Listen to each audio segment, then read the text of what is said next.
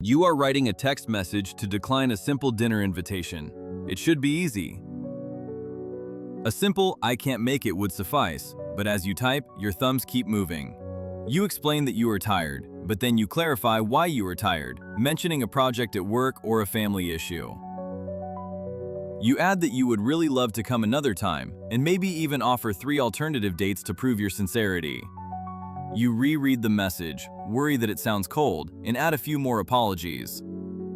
What should have been 1 sentence has become 3 paragraphs. And when you finally hit send, you don't feel relief.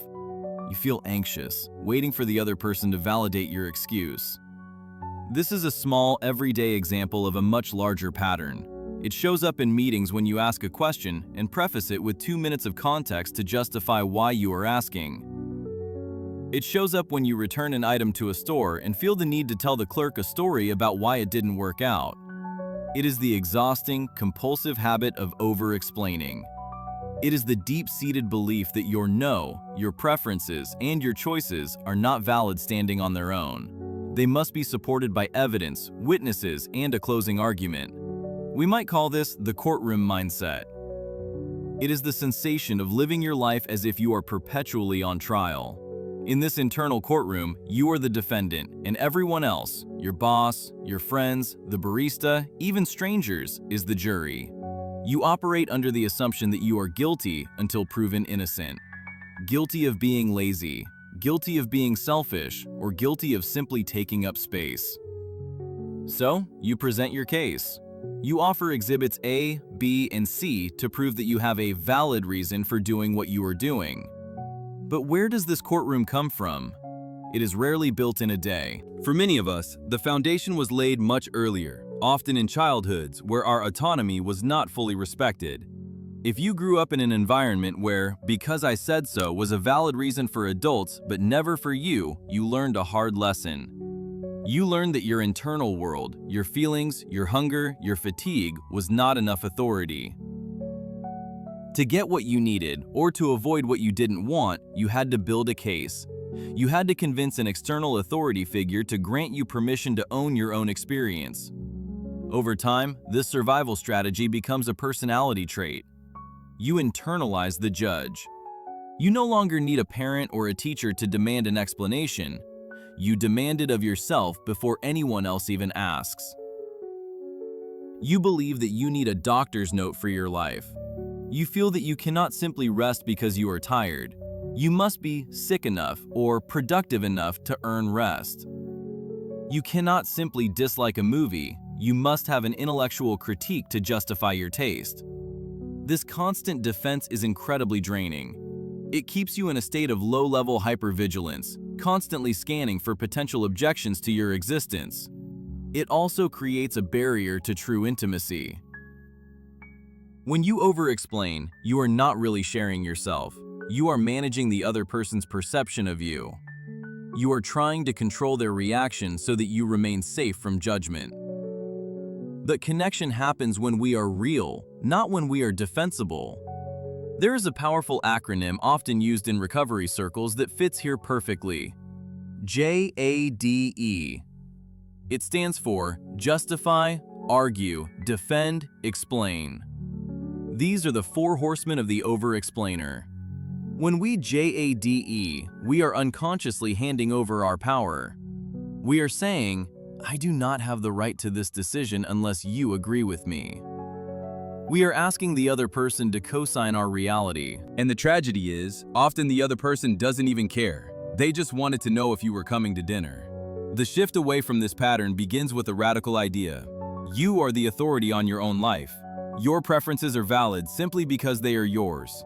You do not need a reason to want what you want or to not want what you don't want. "I don't want to" is a complete sentence. It is not rude. It is not aggressive. It is simply a statement of your internal reality, which is the only reality you are responsible for. This does not mean we become cold or uncaring. We can still be polite, we can still be kind, but there is a vast difference between offering a reason out of connection and offering an excuse out of fear. Connection seeks to share. "I'm feeling a bit introverted tonight." Fear seeks to escape punishment. "I had a headache earlier, and my cat is sick, and I have an early meeting." One invites the other person in, The other pushes them away with a wall of words. Let's look at a common myth that keeps us trapped in the courtroom. We often believe that if we just explain ourselves clearly enough, the other person will not be disappointed. We think the right explanation can neutralize their feelings. But this is a fantasy. You cannot control how others feel. They might be disappointed that you can't come. They might be annoyed that you disagree. That is okay. Their disappointment is not a verdict on your character. It is just an emotion, and they are allowed to have it without you needing to fix it. To start practicing this new authority, you might try a very small, private experiment. We can call it the naked answer. The next time someone asks you a low-stakes question, try to give an answer without a because. If someone asks, "Do you want to watch this movie?" simply say, "No, not really," and then stop. Do not add, because I heard the reviews were bad. Do not add, because I'm too tired for a thriller. Just let the no sit there, naked and unadorned. Notice the physical sensation that arises in the silence after you speak. You might feel a rush of anxiety. You might feel a desperate urge to fill the gap. That urge is the old wiring, looking for the judge. But if you can breathe through that moment, if you can tolerate the silence for just 3 seconds, you might feel something else underneath the anxiety. You might feel a quiet, solid sense of dignity. You stood your ground. You inhabited your own skin without asking for a permission slip. Another soft way to practice is to catch yourself when you are typing that 3-paragraph text. Pause and ask yourself, what is the core message here? Usually the core message is one sentence.